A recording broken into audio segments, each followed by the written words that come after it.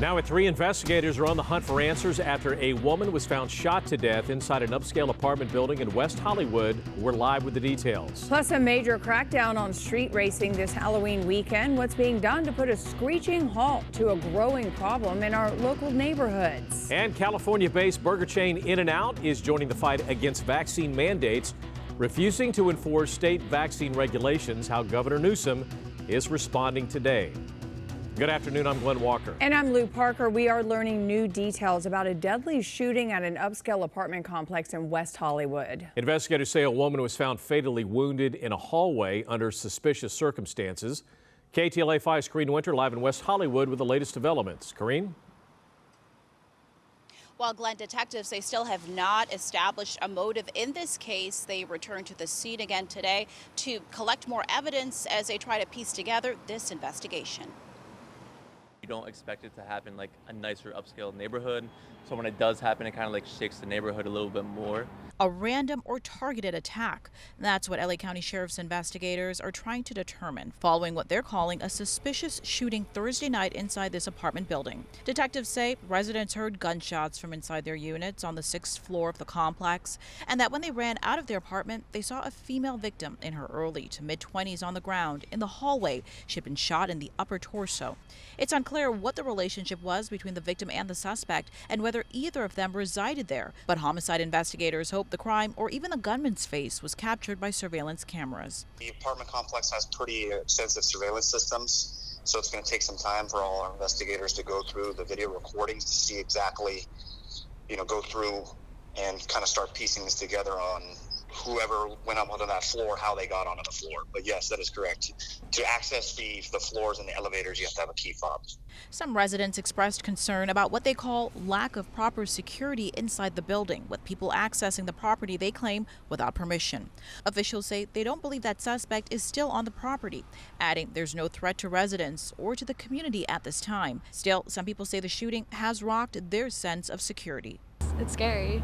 I specifically chose to live in this area because it's known for being safe. It's known for being a nicer area. So when stuff like this happens, and I'm from far away from home, it just kind of rattles you. I specifically leave my door unlocked because it's a safe neighborhood. My friends come and go all the time, and now I can't do that anymore. And detectives, they also spend part of the day checking nearby homes and businesses for surveillance video. They're asking anyone with information in this case to contact the LA County Sheriff's Department. That's the latest in West Hollywood. Corrine Winter, KTLA 5 News. Corrine, thank you.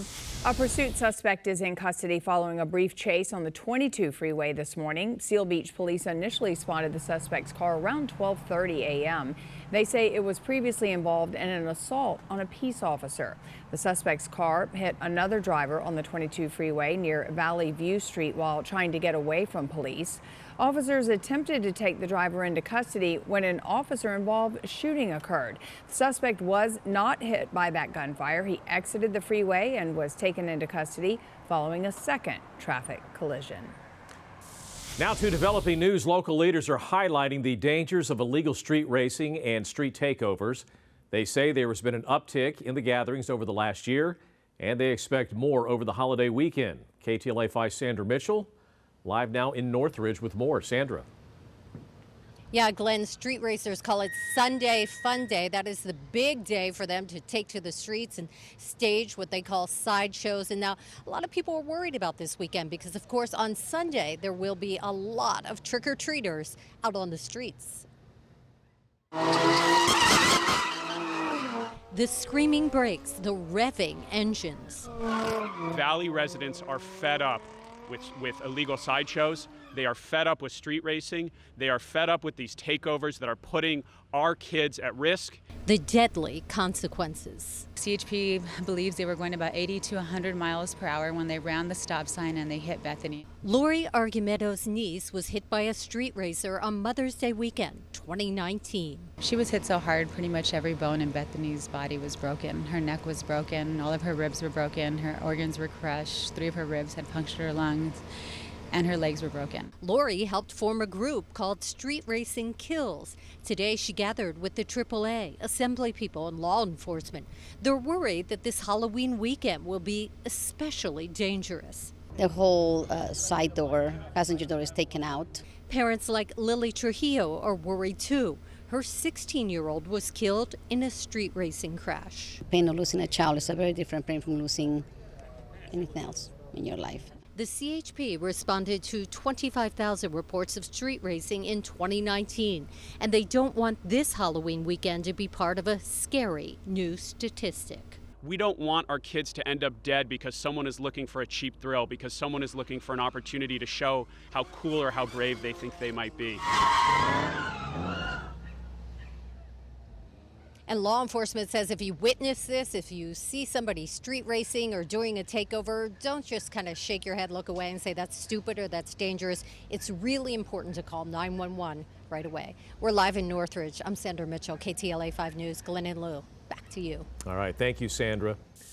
A former school safety officer charged in the shooting death of an 18-year-old woman in Long Beach made his first court appearance today. 51-year-old Eddie Gonzalez was charged with first-degree murder. Prosecutors say he opened fire on Mona Rodriguez on September 27th near Millikan High School after an alleged fight with a teenager.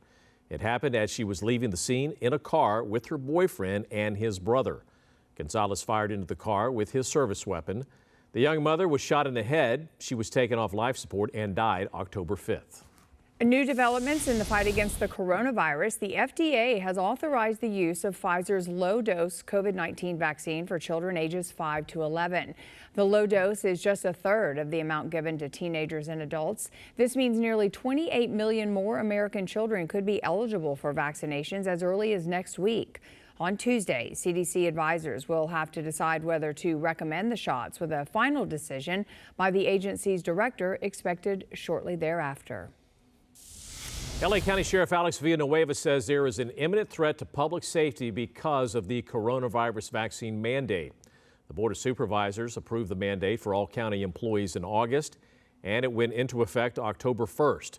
The sheriff has previously said he will not enforce it. He's warning that homicides may continue to rise as much as 30% because of staffing issues due to the mandate. He says there have been unscheduled retirements, worker compensation claims, employees quitting, and a reduction in qualified applicants. The sheriff says as a result, arrests and patrols will decline and stations will close. Villanueva says he is vaccinated and believes the vaccine works, but the decision should be left to individuals. 1 week from Monday, a new LA City ordinance takes effect requiring restaurants to check indoor diners for proof of vaccination against COVID-19. With that ordinance approaching, many who enjoy In-N-Out are wondering whether Southern California locations will be forced to shut down, something we've already seen in the Bay Area. KTLA 5's Mark Mester joining us live with more on this from Westwood. Hi, Mark. Hey, Lou, good afternoon. In fact, we have an update involving those closures in the Bay Area. A total of 5 In-N-Out locations have now had their dine-in services temporarily shut down. And the big question is whether that's going to happen locally. We'll have more on that in just a second, but we're going to start you off with some new words from Governor Newsom, who does appear to be doubling down on his support for a brand that makes the double-double. In-N-Out Burger is one of our great home-based businesses. I have great respect, admiration. Governor Gavin Newsom appearing to stand by the California fast food chain after several Bay Area restaurants were ordered to close.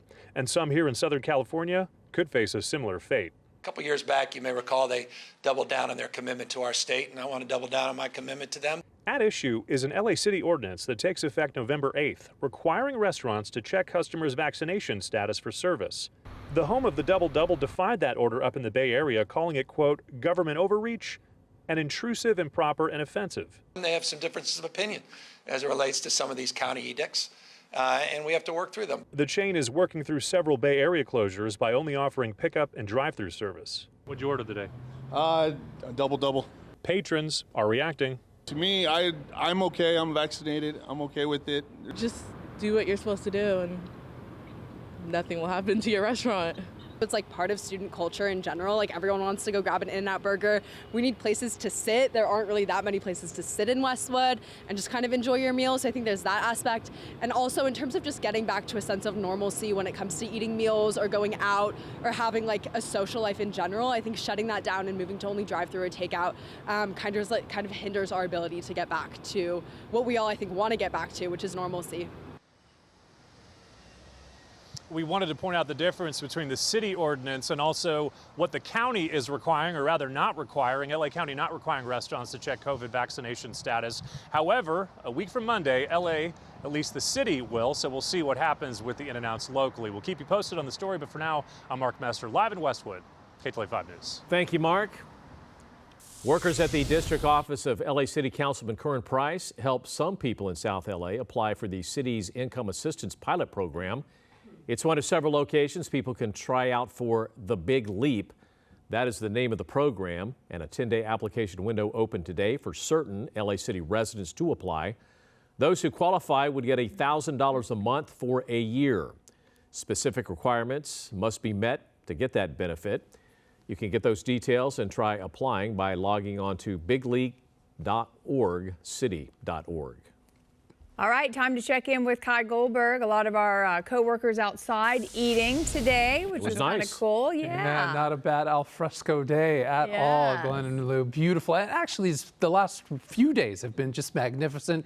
And today, a little bit more of the same. As we look down the 110, starting to see some rush hour traffic there in downtown Los Angeles, and a little bit of some haze as we look out towards the coast. And that's because the atmosphere is beginning to switch. We have been dealing with the offshore flow over the last 3 and 4 days. The Santa Ana winds coming through many of our inland areas yesterday. The Santa Ana wind conditions now calming down, and we've got a bit of an onshore flow that's starting to move into Southern California, and that has knocked our temperatures down, especially out towards the coast. 76 in Santa Monica, however, still warm inland, 80s and 90s. We're going to talk about, though, those inland areas getting cooler as we head into the weekend as well. So we'll get back to that. We'll hit your Halloween forecast as well when I return in a couple of minutes. Glenn Lou, back to you.